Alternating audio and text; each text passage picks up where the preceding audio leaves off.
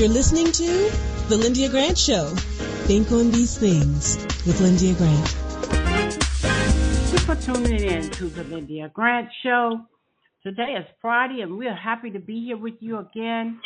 We are celebrating being on Radio 1, Spirit 1340, WYCB, 15 years. We've been providing service to you, people, speakers of all types. And we are blessed to have had Dr. Julianne Malvon on for us for the last few years. When we first came on, we had Adrienne Washington, but she got sick, severely ill, and Dr. Julianne substituted for me, and then all of a sudden she became my regular, so I'm thankful for her. And she talks about politics and the economy. And my second guest today, just so you can hang around, is going to be Mayor Sharon Pratt, the first female mayor of the District of Columbia, and Hazel Thomas, the Ward 5 committee woman. They're going to be talking about a scholarship fundraiser luncheon that they're having for the Eleanor Holmes Norton Legacy Scholarship Fund.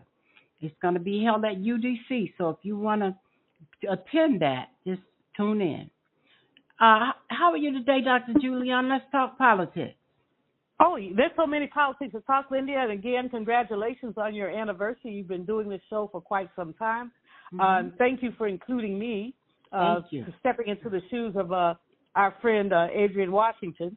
And so I'm just happy to be here. It's a beautiful day, and it's just a beautiful time of life. I always love summer for so many reasons. And this year, we're winding up to the convention. So, I'm excited about all the politics that are out there. But let's start with Beau Biden. Let's sadly start with Beau Biden. He was convicted of all three counts. They're felonies, all three counts, lying on a gun application, possessing a gun while he was addicted to crack cocaine, and there's another charge, but basically it's three charges. If he has been convicted of all three, what will happen now is that he will be sentenced probably sometime in August. He could be sentenced to as little as probation or as much as 20 years in jail. He could be fined little or nothing, or he could be fined $750,000. That's the range. He could be forced to go back into rehab. This was a very sad trial, and I was so sorry that it even got to this point. But the fact is that they had cut a plea deal, and then the judge snatched the deal back and said she wasn't happy with it. And so what ended up happening is that Hunter Biden went on trial. It was a very sad trial. His sister-in-law, who also was his girlfriend, testified. His daughter testified and came to tears on more than one occasion. But the prosecution's evidence was pretty overwhelming. I think the only thing that could be the question mark is always, addiction is a disease of denial. So if you ask someone if they're addicted, they're going to tell you no. That's just what they're going, because they don't think they are. So that was what Abby Lowell was hanging on, but it didn't work. It was a unanimous decision. The jury did not deliberate for a long time. It was in Delaware, where, of course, the Bidens are very popular, and Jill Biden was there every day. But that really didn't matter. At the end of the day, what happened was he was convicted. So we'll have to see what happens from here. It's very, very sad. Now, people keep talking about President Biden perhaps losing it. But have you listened to former President Trump lately?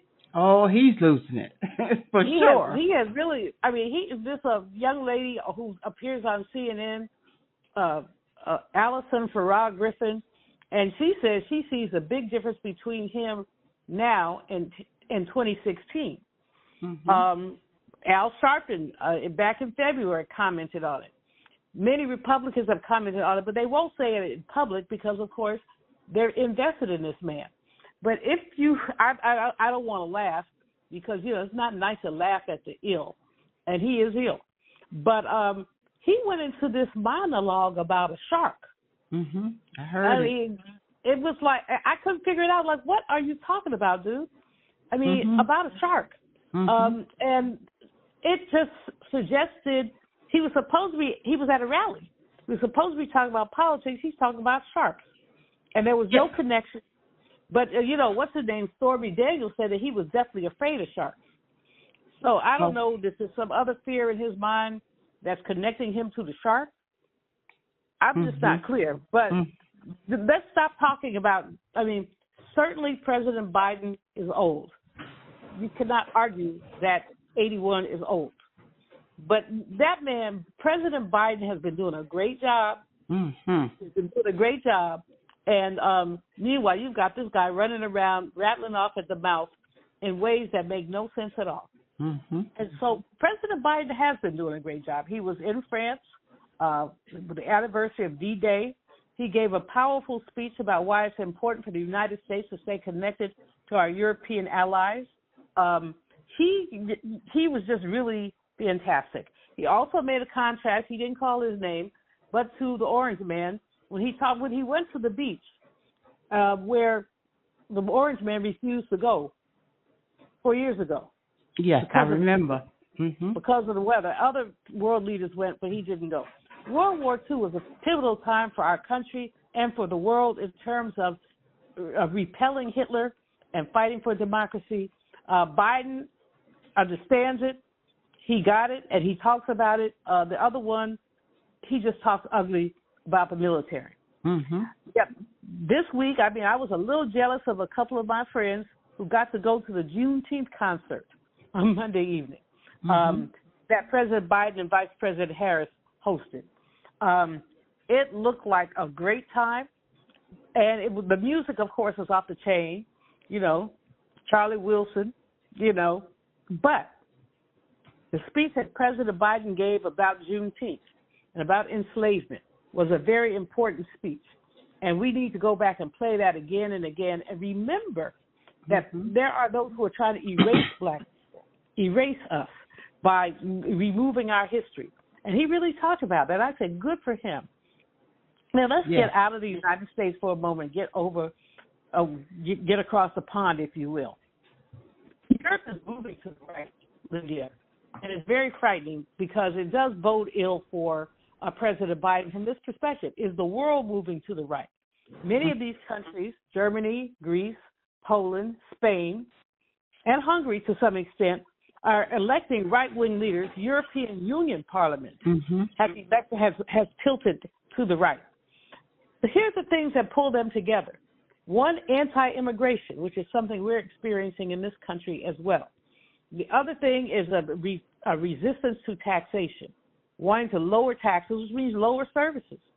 That's what's happening in Europe. And again, I ask, will it have an impact on these United States? I don't know the answer, but I think that we need to look carefully at what's going on over there and ask ourselves why.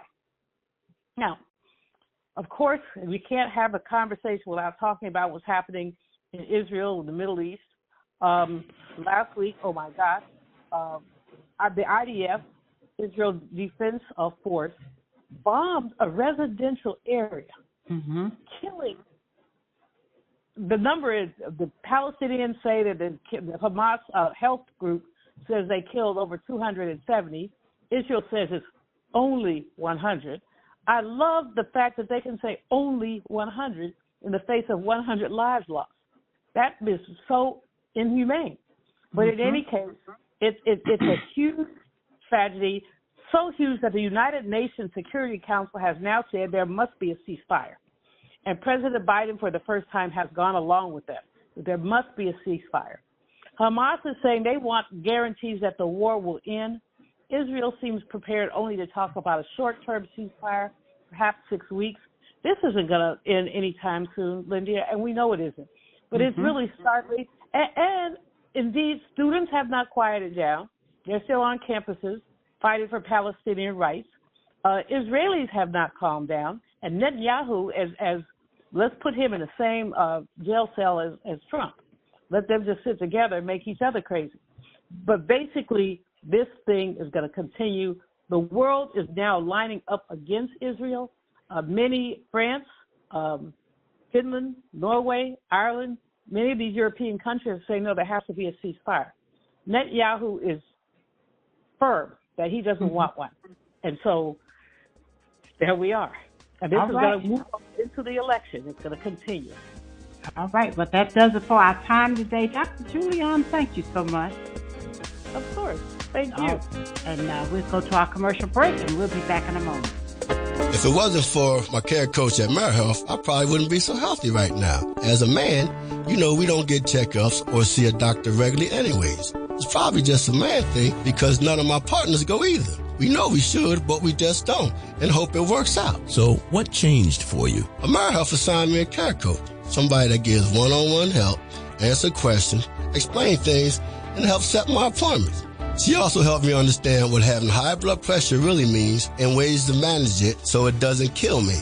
It ain't nothing to play with. If you're a member of AmeriHealth, ask for a care coach. I'm glad I got mine. At AmeriHealth, if you need a care coach, you can have one.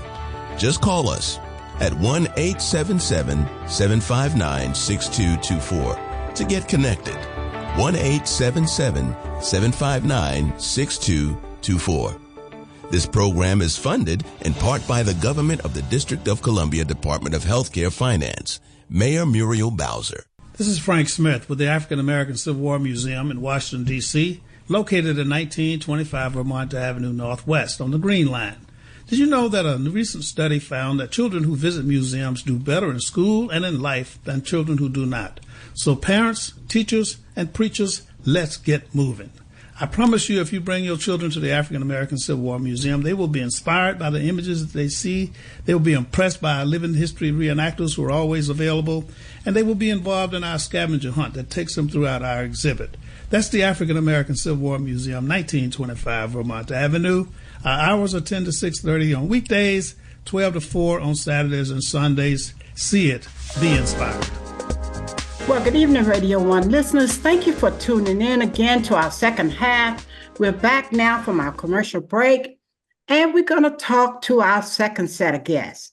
Today, we are having the Eleanor Holmes Norton Legacy Scholarship Fund, and I might not be saying it correctly, but I'm going to have the president of that club on here, who is Miss Hazel Thomas, and we're going to have our keynote speaker, who is the Honorable Mayor Sharon Pratt. I love Mayor Sharon Pratt. I was her parade coordinator when she got installed as mayor. So I worked with her. She came in and told me who she wanted in the parade, and I made it happen. So I'm always excited to have her on. And Hazel, thank you so much for accepting this invite. Tell us what's going to be going on. Well, let me say hi to the mayor first. Say hi to everybody, Miss Sharon Pratt. It's great to be with you. It's always great to be with you. You do a terrific job, and we really appreciate it. And great to be with my friend Hazel Thomas. All right. Well, we're going to go Thank you, Madam Mayor. Hazel, who is the president of this organization. Now, tell us a little bit about it, and then we're going to hear a little bit about what Mayor Sharon Pratt is going to be talking about at her event, when she's the keynote speaker. Let's talk to you first and tell us what all is going on. Thank you, Lyndia. It's always a pleasure to be with you. I just want to tell you a little bit about the Eleanor Holmes Norton Legacy Scholarship Fund. We're having a fundraising, we're calling it a Daler. And because it's a day event on Sunday, June the 30th, from 2 to 5 p.m. at the UDC Student Center, which is at 4200 Connecticut Avenue. And it's an event to raise money for the female students at UDC, the David A. Clark School of Law. And it's for students who are in need and also have excellent scholarly credentials. And of course, we're just really, really pleased to have Mayor Sharon Pratt as our keynote speaker. And I just needed to tell you one little thing about our purpose. The Eleanor Holmes Norton Legacy Fund was, of course, named after our one and only Congresswoman Eleanor Holmes Norton. And it was established in 2018 as a nonprofit, a 501c3 organization.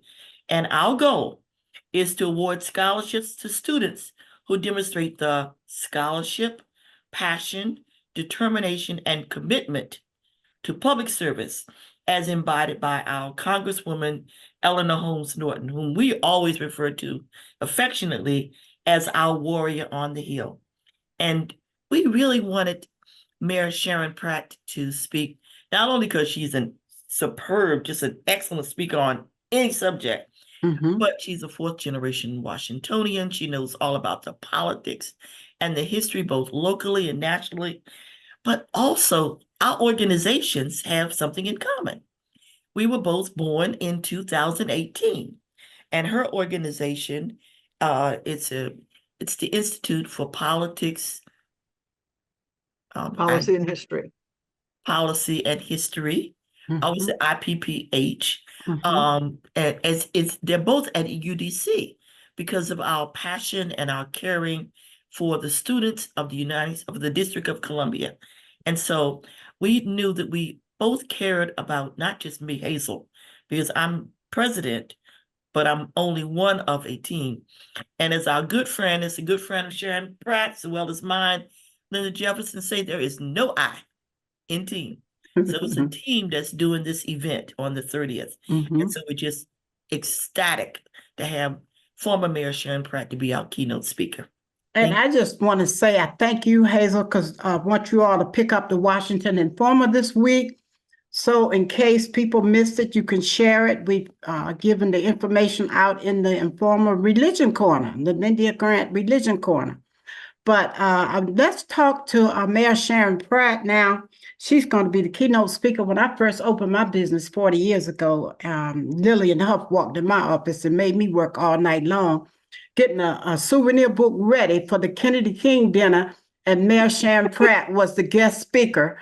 And that was my first introduction to the DC Democrat Federation and all of that group. No, that was the Kennedy King one. But anyway, she gave us tickets. So Hazel, I'm so sorry I can't come to yours.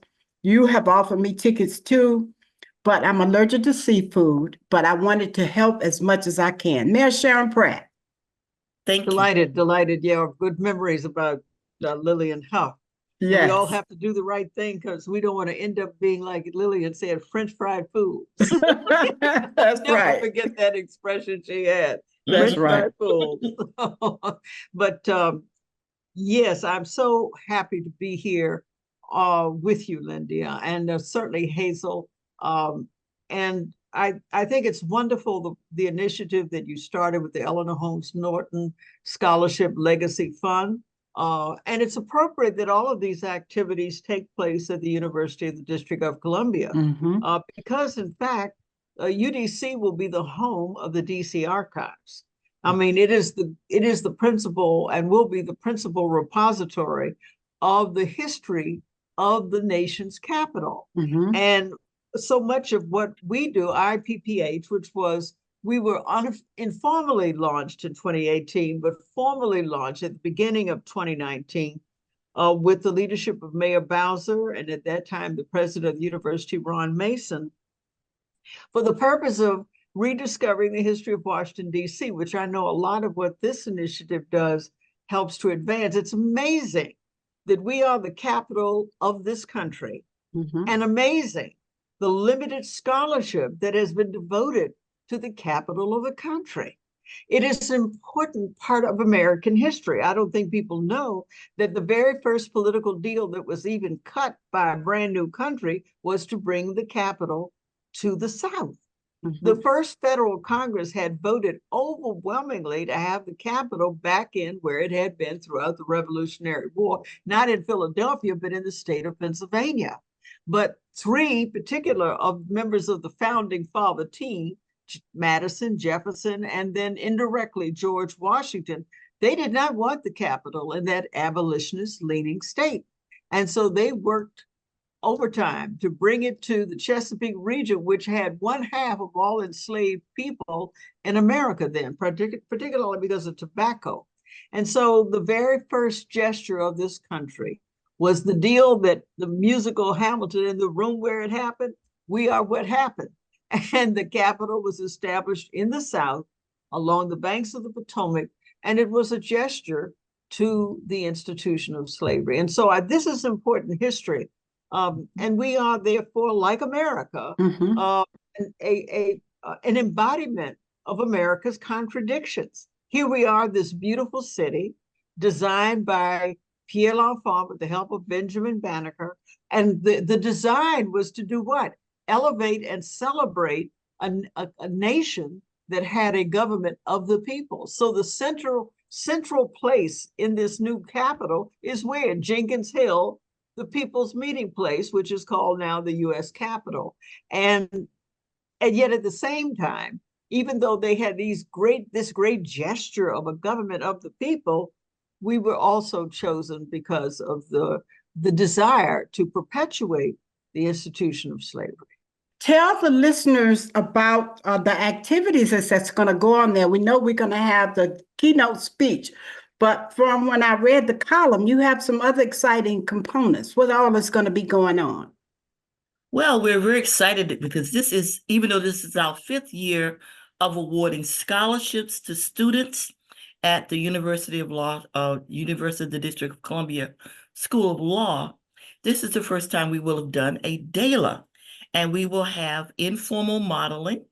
And we're like really excited because we have some local celebrity guest models, and we will have, we also will have, it's a luncheon, should mention that. There is a cost. I'm not sure if I'm allowed to mention the cost. Yes, you can. You can. Oh, good, great, because it's $125, and it's from 2 to 5 p.m. on Sunday, June the 30th.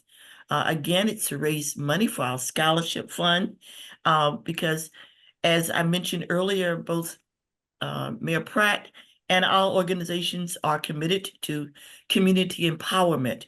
And I will tell you this, we're doing it in honor of our Congresswoman, but it's really to help the students. Mm-hmm. You would be surprised. There is such a need, and they're great students. Many of them are returning to the workforce. Many of them are first generation graduates of undergraduate school, certainly law school. Some of them have families of their own. There's a genuine need for the money. And so each year we give scholarships to these students who are studying either public policy in graduate school or public interest law in law school. Mm-hmm. Our idea is we want to do our small part to create the next generation of politicians, public interest lobbyists, community leaders, and activists. We have an obligation to our citizenry to do that. And so the organization, again, is the Eleanor Holmes Norton Legacy Fund. And this is our fundraising activity for the year. All right. Tell people how they can get a ticket if you're not sold out yet. No, we're not sold out yet, and we need to make a lot of money. You can either buy tickets, you can buy a table of 8. We would love to have people to also, if they have friends, colleagues, business partners who would like to be a sponsor. Our sponsors levels start at $10,000. That's the platinum. There's a $5,000 gold level, a silver level of $2,500, and a $1,000 level of bronze. We need money for these young people. We need them to go to school. And so we implore you to help us. To get a ticket, you can get a ticket on Eventbrite, our website, and I'll come back to our website. But you can also, I will give you our address, if you don't mind. I do not want to get the wrong website. So if you would give me a moment, I'll come back to it, okay? Okay. Thank you. All right. Well, I am excited about it and wish I could be there like I did years ago. That was before I knew I was allergic to seafood, Mayor Sharon Pratt. But I try to stay away from everything now, and I miss a lot, but it's okay. I want you all to have a nice time. And Mayor Sharon Pratt, while she's looking, just give us a minute closing because we are just about out of time. Well, again, we are living in interesting times. And, part of what we're doing again, and sort of reinforces the mission that Hazel's talked about, is now exploring how DC suddenly took off and became a major city. Why? Because of the Civil War. And when you look back on some of the dynamics and the polarization that existed prior to the Civil War, the great thing about history is that it informs you about possibly events that you're witnessing even today, and it helps to put it in context.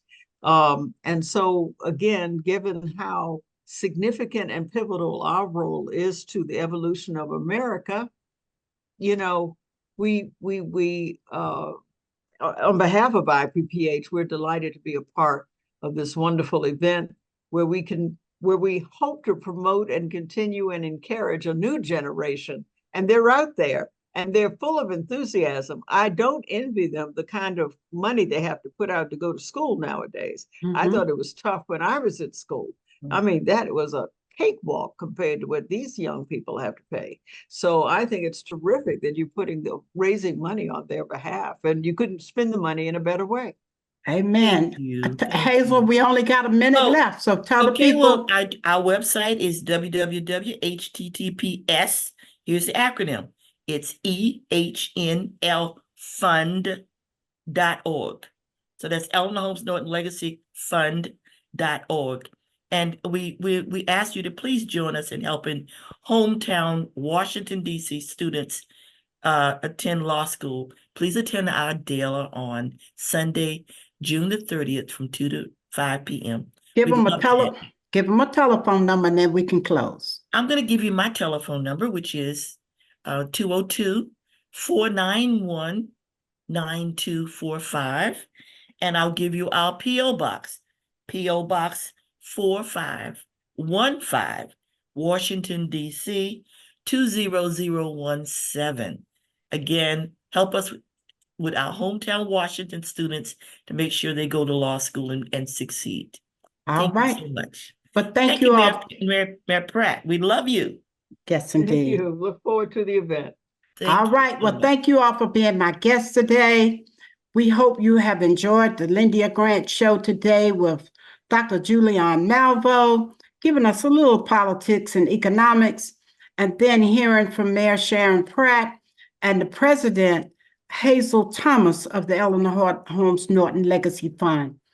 We invite you to come back next week. I forgot to mention today is we're celebrating our 15th anniversary of being on Radio 1 throughout the whole month of June. We jump right into these subjects, and I keep forgetting about it, but I'd like to at least remind people we came on June 8th. So every month, and this show fits right in beautifully. So we invite you back again for another show next week. And I always like to close by saying, words, thoughts, and deeds have a boomerang effect. So be careful what you send out. Scripture says, my people perish for the lack of knowledge. So from the Lyndia Grant Show, think on these things. We look forward to seeing you again next week. Good day. Thank you for listening to the Lyndia Grant Show. Think on these things with your host, Lyndia Grant.